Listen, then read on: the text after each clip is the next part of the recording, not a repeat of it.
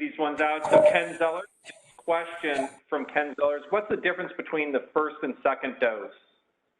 And then does the first dose provide any protection against infection? So if you see here where it says first infection and repeat infection, so the first dose that you get is the one that says, hello, immune system, this is the infectious material. This is what we're looking at. And your body makes a nice immune response, and you normally clear the virus. And I say normally, that's how infection is supposed to go. Your body's supposed to get it under control immunologically, and then you keep going along with life. However, if you get infected again, what happens is that your immune system goes, oh, hey, we've seen this before. Let's go after it and let's make an even better response. And what you're doing is you're honing your memory. So every time you see a specific type of virus or bacteria, your immune system remembers it and it gets better and it makes better antibodies. And then it helps clear the virus or the bacteria every time faster and faster. So in the case of the SARS-CoV-2 vaccines, a lot of us still haven't been infected. And even for those of us who have, the first vaccine is still great because for those of us who haven't been infected, it's going to educate our immune system and tell them what to be prepared for. And then we're going to do what's called this boosting when we get that second dose. For people who already have been infected, that first dose is going to act like a booster. And then that second dose is going to act like another booster. So they're going to be even more farther ahead in the immune memory honing, if that makes sense. Awesome. Thanks very much for that question. We had also one from our colleagues in mental health about, Binax Now or some of the antigen testing. If someone gets vaccinated, can they get detected by some of the tests like Binax Now or some of the antigen tests and come back positive after a vaccine? That's a really good question. I don't know the Binax Now rapid antigen test specificity. That one is based on protein, not on nucleic acid? So I would say in that case, the mRNA vaccine, it makes those proteins, and then those proteins are going to be very quickly taken up by your immune system. So if you were to potentially test somebody in that really tiny window, and the Binax Now test does check spike protein, then you may get a false positive, if you will. But otherwise, I would say, no, you shouldn't have an issue with that. But I would have to actually get a really concrete answer for you on that. I can look it up and get back to you. It's a good question. Awesome. Thank you. We have from Patrick McKenna, if we're trying to manage particular facilities, is there a percentage of employees at a particular facility that, that would enable safe removal of social distancing measures to normalize workflow in terms of like percentage of vaccination? Imagine if you have a facility with 100 people in it, and let's imagine that, where would things get where you could start to remove those restrictions? I think the estimated 70% that scientists are suggesting right now off of this, I would have to definitely check the modeling on that, though, for sure. But right now, Mayo Clinic is suggesting that 70% of the population. So whether you're in the entire country or where you're at, it's based off of the R0 and the virulence of that virus. So collectively, I think that 70% of the employees, if I was making an educated guess, would have to be vaccinated or have immunity to go ahead and start altering your workflows. Awesome. Thanks very much. Do you have a perspective? This comes from our Department of Elementary and Secondary Education. Do you know what the status is on the trials for children, since they're not included in the survey?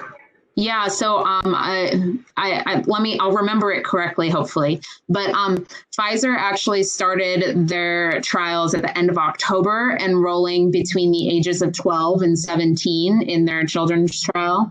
And then Moderna is actually slated to start their trial for that same age group, I think by the end of this month, but they haven't given any indication that they're actually starting on that.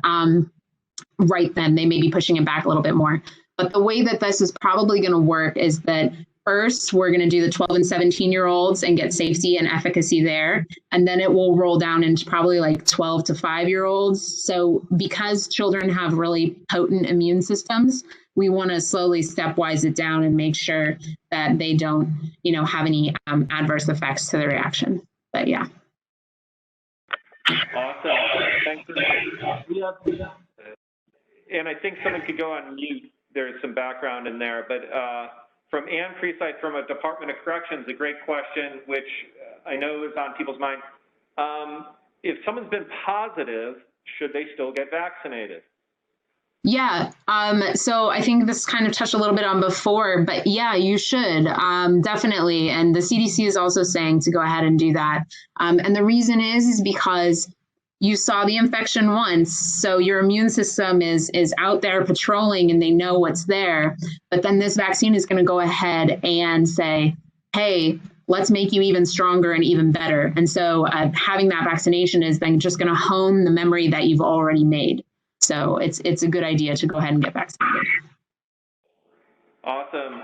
And a question of, do you have the current perspectives on, how long the current injections or vaccinations will be effective? What's the duration of the immunity? Durable immunity. This is a good question. So these trials are set up to have a 2-year follow period. So we'll be assessing immune efficacy and durability of immunity out to 2 years.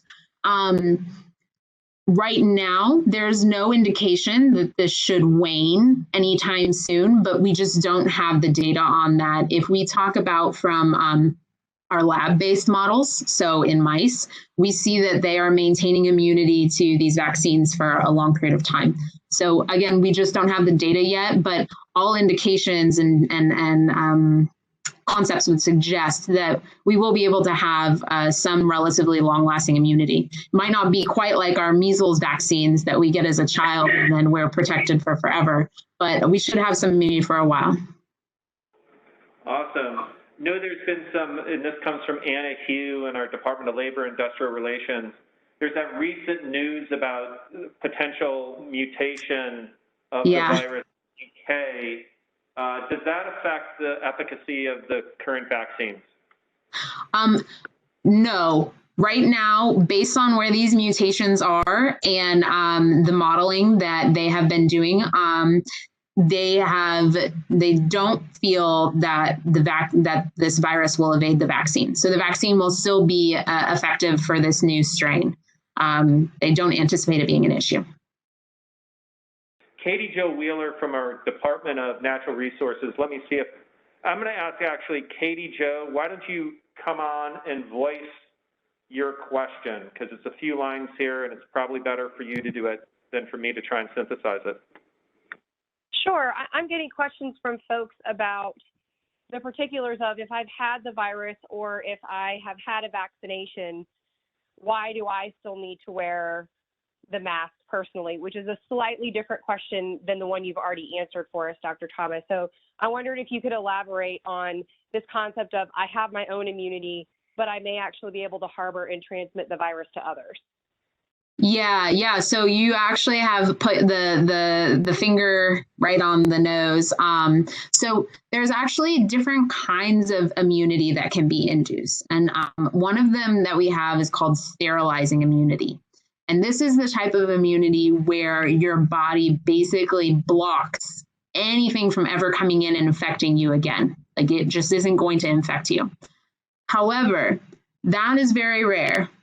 Most of the time, what we get is something called protective immunity. And this is what this type of immunity that these vaccines, as well as COVID-19, is giving us.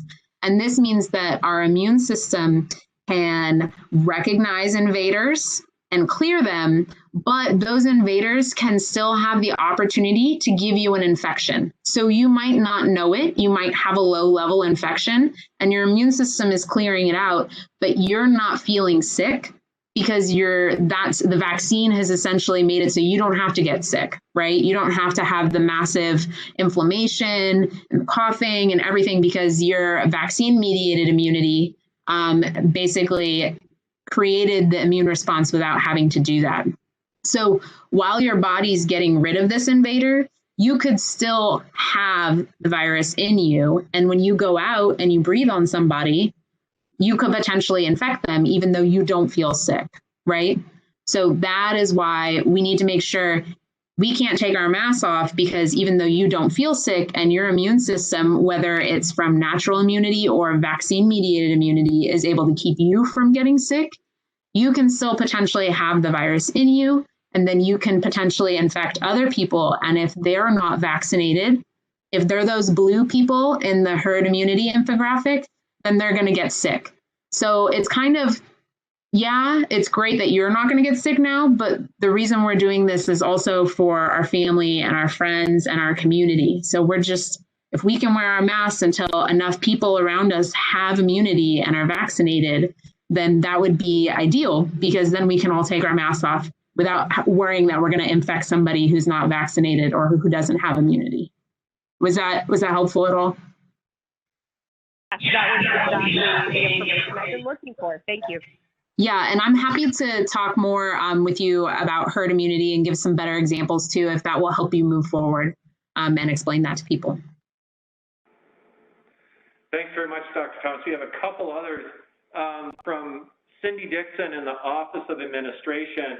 How many days after the second shot would a person have the full immunity or full impact of getting that second booster? Yeah, so I'm glad we're still on this slide. So if you look on the bottom on the x-axis, you see that days after antigen exposure.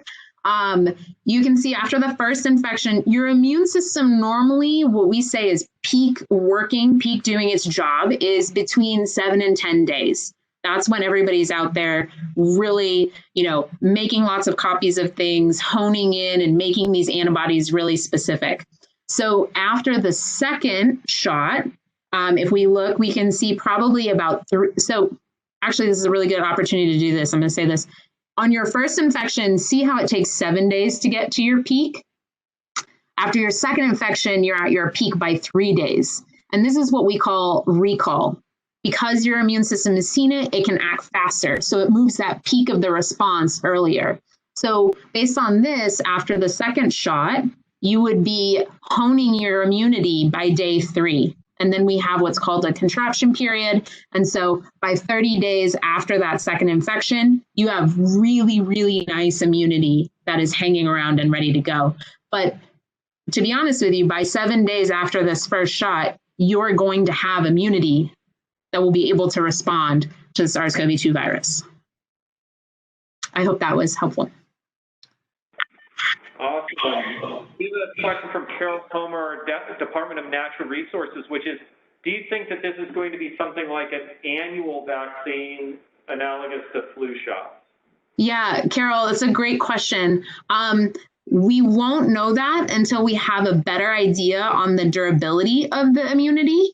If the durability of the immunity seems to only last for about a year, then yeah, we'll probably do an annual shot for everyone. But if we see that the durability lasts longer than a year, then we won't have to do shots annually. We might be able to extend them, kind of like a tetanus shot, right? Your tetanus vaccine, you don't get that every year. You get that normally, I think every 7 to 10 years is what they're saying right now. So some of them, depending on how long the immunity lasts and how long we follow up these trials for, so we can measure all of these things, that's what helps us dictate how often you have to get a vaccine. Awesome. Thank you very much, Dr. Thomas. I'm going to open it up for the last opportunity for any more questions for Dr. Thomas. We've obviously gone through quite a few. The myth busting was fantastic, but are there any more questions from the team that you want to put in the chat function? While everybody's typing, I just want to let you know that in the slide deck, after the thank you, there is additional information, and I've tried to put as much of the citations in there as I can for you to be able to go read more and find more information if you're interested.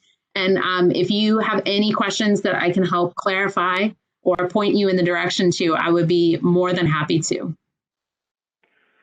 Awesome. Huge thanks, Dr. Thomas, today for making the time. Fantastic presentation, extraordinarily clear. Actually, there's one last question coming in, which is the vaccine safe for pregnant women? Yeah, Sarah, this is a really good question. And I know a lot of people have been really concerned, but as of right now, we are still doing the clinical trials with pregnant women as enrollees to be able to give you data saying, yes, it is safe and effective. So we don't have data to support the claim yet, but there is no evidence or information that would make us believe that it is unsafe for pregnant women to take the vaccine. So as of right now, I'll let you know that I have a friend who is pregnant, and I am answering questions for her. And she asked me if I was pregnant, would I take it? And I said, yes, I would take it. But again, we don't have data to tell you this is how safe it is. But all of the scientists and the clinicians feel that based off of what the vaccine is made of and the type of immune response that you're going to have, that there's no harm to you or your growing baby to have the vaccine. We have one other question from mental health, which is, can breastfeeding women take the vaccine? Yeah, again, great question. And right now, there is no reason to think that they can't. And I guess this is a good opportunity, these last two questions, to kind of reiterate. These mRNA vaccines are really cool because they don't contain any infectious virus. So there's nothing that you could pass on, like infection-wise, to your baby, either through your breast milk or as you're sorry, I always say incubating, as you're incubating your baby. So there's no infectious material like some of the other vaccines that are made from attenuated viruses. So these ones, it's just a little copy that makes a protein. So they have no evidence that would suggest that it would be bad or cause any problems. But again, we're getting the safety and efficacy data as the trials continue. Awesome. Huge thanks, Dr. Thomas, for covering knocking down myths, but in doing so, really explaining the fundamentals here. I know immunology is a challenging field to communicate clearly, and you did a fantastic job, and just want to extend our personal thanks. Know that you spent a lot of time and energy to put this together for the cabinet and leadership team for the state of Missouri, and also letting us record this to share with others within the state government team. So huge thanks and appreciation. And we'll give you from the Fusion Cell headquarters, a round of applause. So that was awesome. Thank you. No, I just want to say that this is a fantastic opportunity to share with you all, and I'm really honored that I was able to do this. So it's great practice for me too. I think one of the first things I told Drew is that sometimes as scientists, we don't do a very good job communicating. So thank you for taking the time and asking questions and being engaged. It's really great.